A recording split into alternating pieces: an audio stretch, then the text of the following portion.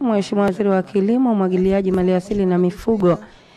Kitafiti nazi za Zanzibar zinaonyesha kuwa zina madini ya protein salama ya kutosha kwa afya ya mlaji. Je, kwa kiasi gani kampeni ya kurejesha minazi mirefu inaweza kuwa na tija katika kurejesha zao la nazi Zanzibar? Waziri wa wizara hiyo Mheshimiwa Shamata Shame Hamisi anajibu swali hilo. Mwakilishi, naomba kwanza nitumie fursa hii kutoa pole kwa wananchi wa Zanzibar ambao walipata athari za mvua zinazoendelea na wakiwemo wananchi wenzetu wa jimbo la Micheweni katika shehia zile za Majenzi, Kiuyu, Maziwa Ng'ombe, Shanake na Chamboni pamoja na Chumba mjini. Mheshimiwa Naibu Spika, baada ya utangulizi huo niwaombe tu kwamba muendelee kuwa na subira na huku jitihada zikiwa zinaendelea. Mheshimiwa Naibu Spika, kwa baada ya maelezo hayo, naomba sasa kwa ruhusa yako ni mjibu Mheshimiwa Ameri Abdalla Ameri, mwakilishi wa wananchi jimbo la Mwanakwerekwe, swali lake namba 97 kama ifuatavyo. Mheshimiwa, kampeni ya kurejesha minazi mirefu kwa maana East African Toll kuwa ina tija kubwa katika kurejesha zao la nazi hapa nchini. Ili kufanikisha kampeni hiyo, serikali ilifanya utafiti wa kutosha biomass survey wa mwaka 2003 ambapo ulibaini upungufu mkubwa wa minazi hapa nchini. Mheshimiwa Naibu Spika, utafiti huo ulipelekea serikali kuja na mpango mkakati wa miaka 5 wa kurejesha hali ya minazi, ambapo Wizara ya Kilimo, Umwagiliaji, Maliasili na Mifugo kila mwaka imekuwa na malengo ya kuotesha minazi miche 300,000 katika vitalu vya serikali na watu binafsi na kuigawa bure kwa wananchi. Kwa mwaka 2024-25 wizara imefanikiwa kuotesha jumla miche 38,930 Unguja na Pemba, na pia kuja na mikakati ya kupiga vita misumeno ya moto. Misumeno kadhaa tayari imeshakamatwa na kutekelezwa. Mheshimiwa Naibu Spika, vile vile kupiga vita uvunaji wa madafu au mazao machanga ikiwemo madafu ya kitamni. Mheshimiwa Naibu Spika, vile vile serikali inaendelea kutoa miche bure kwa wakulima wetu. Asante sana, naomba kuwasilisha. Mheshimiwa Asha, swali la mwanzo na nyongeza. Asante Mheshimiwa Naibu Spika. Pamoja na majibu mazuri ya Mheshimiwa Waziri, naomba nimuulize swala la nyongeza kama ifuatavyo. Kwa kuwa tumeona kwamba wizara yake inaotesha miche ya minazi kila mwaka, na tumeona kwa mwaka wa fedha 24-25 wizara imefanikiwa kuotesha miche 38,930 kwa Unguja na Pemba na kutoa miche hiyo bure kwa wakulima. Nilitaka kujua kwamba wizara yake inafuatilia vipi ile miche ambayo wanaigawa kuhakikisha kwamba lile lengo lilokusudiwa na serikali linafikia. Asante Mheshimiwa Naibu Spika. Mheshimiwa Waziri kwa majibu. Mheshimiwa Naibu Spika, kwa ruhusa kwa naomba kumjibu Mheshimiwa Asha Abdalla Musa, mwakilishi wa wananchi jimbo la Kiwengwa, swali lake Mahonda. Swala lake la nyongeza kama ifuatavyo. Mheshimiwa, naomba kwanza nikubaliane na maelezo ya kwamba tunapokuwa tumetoa miche hii ni lazima hatua ya pili ni kwenda kufuatilia kuona kwamba ufanisi wa miche ambayo imetolewa inaenda kupandwa. Lakini Mheshimiwa, naomba nikumbushe kwamba wakati muombaji anaomba miche ya kwenda kupanda katika maeneo yake, ni kwamba moja katika jambo ambalo tunatoa maelezo au maelekezo ni kuhakikisha kwamba yeye mwenyewe binafsi ana uhitaji, kwa sababu jambo la kwanza ni jukumu lake yeye mwenyewe kama mkulima, kwa sababu ndio faida ya kwanza itaanzia kwake yeye mwenyewe binafsi. Kwa hiyo ni jambo ambalo tunaendelea kulisitiza kwamba unapochukua mche hakikisha kwamba unahitajio, maana yake kuna eneo ambalo linahitaji kwenda kupandwa hiyo minazi. Lakini jambo la pili ni kwamba tuna wataalamu, kwa maana wataalamu wetu wa kilimo kwa kila wilaya. Tunao maafisa wa wilaya wa misitu, tunao maafisa wa kilimo wa kila wilaya, na wakisaidiwa pia na mabibi na mabwana shamba katika kuhakikisha kwamba taaluma hiyo inatolewa. Sambamba na hilo, kwa sasa tumekuwa tukitoa vipindi vya kuelimisha wakulima wetu juu ya namna bora ya kuzitumia hizo fursa au hizo mbegu ambazo wanapatiwa kwa ajili ya kukumbuka lile lengo la serikali kwamba kuhakikisha kwamba tunarejesha uasili wetu wa zao hili la minazi kama ambavyo serikali imekusudia. Asante sana. Mheshimiwa, sitaki kunani, lakini hata na mimi ningesema kwamba hebu tufanyie tathmini au maafisa wako wanafika katika maeneo mangapi ya kilimo. Mheshimiwa, naomba nimpe Mheshimiwa Sabiha, alafu atafuata Mheshimiwa Mamba. Asante sana Mheshimiwa Naibu Spika, nami kunipa nafasi kuuliza swala moja na nyongeza.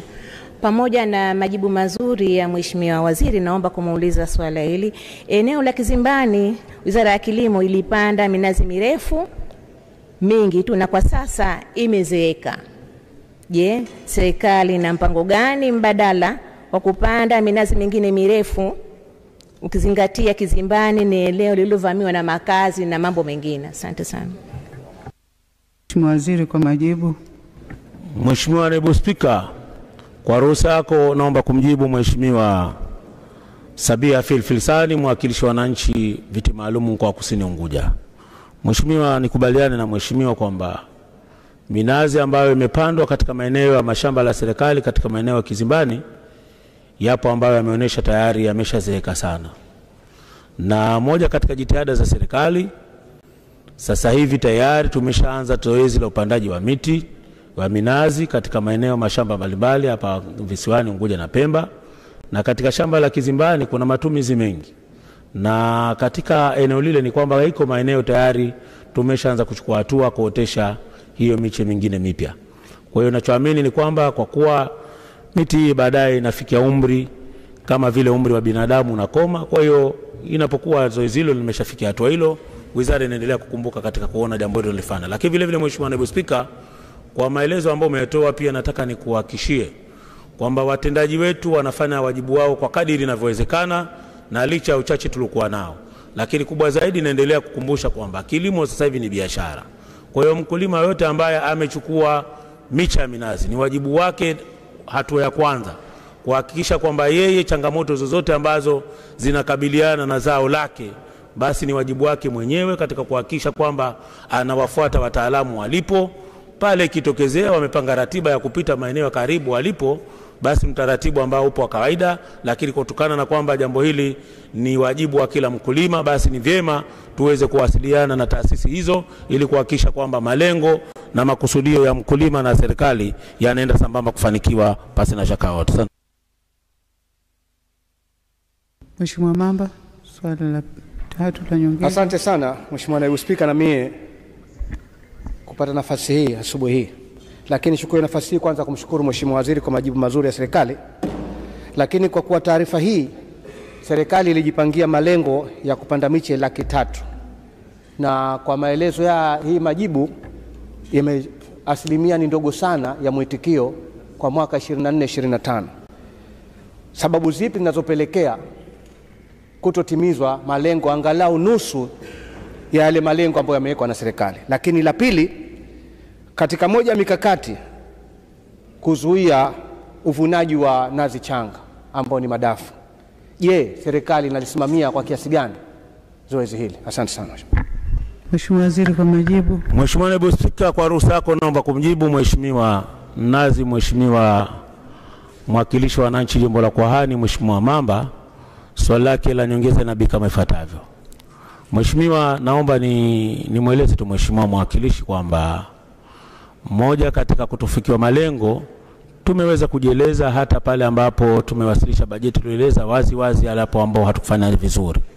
Na moja katika sababu kubwa ambayo imepelekea hili, kwa msimu huu kidogo tulikuwa na changamoto ya upatikanaji wa fedha za kutosha katika kukabiliana na activity hii.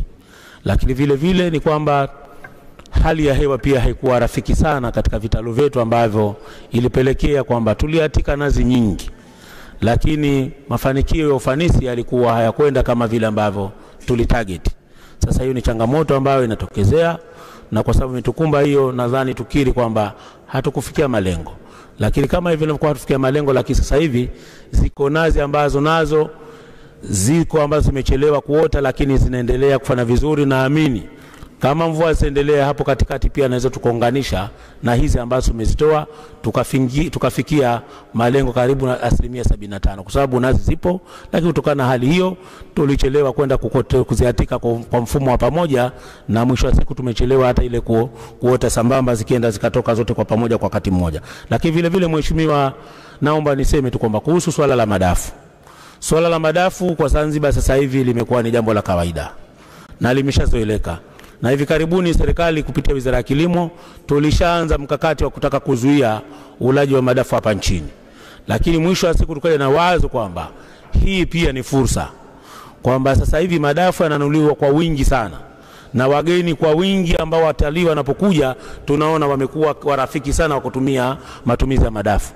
Tukasema katika eneo hili tuongeze ufanisi katika kuhamasisha wananchi waendelee kuotesha minazi kwa wingi, ili fursa hii, na kwa sababu tukiwalazimisha wananchi kwamba tuende tukasubiri mpaka nazi, maana yake nako huko kuna riski nyingine za wizi ambazo nazo zinatusumbua mpaka muda huu. Kwa hiyo tumeona kwamba suala la ulaji wa madafu ni jambo ambalo, kwa sababu malengo bado ndio yale yale ya kuliwisha zao, kwa sababu ni biashara. Kwa hiyo na tunaelekea kwa biashara, tumesema badala yake sasa tuendelee kuhamasisha wakulima wapande minazi ya madafu na wapande minazi ambayo ni special kwa kutoa nazi ambayo ndio haya ambayo tunazungumzia East African Toll. Asante sana Mheshimiwa Naibu. Swala la nyongeza, Mheshimiwa Mgaza. Asante sana Naibu Spika, pamoja na majibu mazuri ya Mheshimiwa Waziri. Ningependa kumuuliza swala moja tu. Amesema kama amekamata misumeno. Misumeno hiyo ni mingapi? Na hawa waliokamatwa wamechukuliwa hatua gani? Mheshimiwa Waziri, majibu. Mheshimiwa Naibu Spika, kwa ruhusa yako naomba kumjibu kakaangu Mheshimiwa Mgaza, mwakilishi wa wananchi jimbo la Mtambile, swala lake la nyongeza kama ifuatavyo. Mheshimiwa, nataka nieleze kwamba moja katika changamoto kubwa ambayo tulikuwa tunaiona inapelekea kuondosha miti mbalimbali ikiwemo minazi kwa urahisi ni misumeno hii ya moto. Kwa hiyo ina uwezo katika dakika chache ikaondosha minazi kwa kiwango kubwa. Serikali kaja na mpango, hebu tupige marufuku misumeno ya moto, na zoezi linaendelea.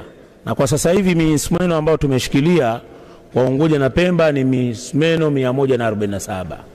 Kwa maana kwamba Unguja tunayo misumeno 80 na kwa Pemba tunayo misumeno 67. Ambayo haya wahusika wote ni kwamba baada mara nyingi sana ni kwamba hawa watu wanakimbia. Na wakisikia nani wanakimbia, na mwisho wa siku sisi tunachokipata ni kwamba tunachokipata kwa mujibu wa utaratibu, msumeno kipatikana ni kwamba huo tunaenda kuteketeza. Kwa hiyo hivi sasa hivi tunachosubiri ni kupanga siku na wakati kwenda kuiangamiza misumeno hii ambayo tumekamata mingi, na tunayo idadi hiyo, na tunaamini kwamba jitihada zinaendelea, na kwa yote vile tunajua tu kwamba bado agizo hili la serikali katika kuzuia matumizi ya misumeno ya moto pasina kibali maalum, basi naendelee kuwasitiza wananchi waendelee kujizuia wenyewe, kwa sababu misumeno hii ni gharama na wataingia maskini ambao haona tija yote wala haona msimamo. Mheshimiwa Naibu Spika, nakushukuru sana. Asante, tunaendelea.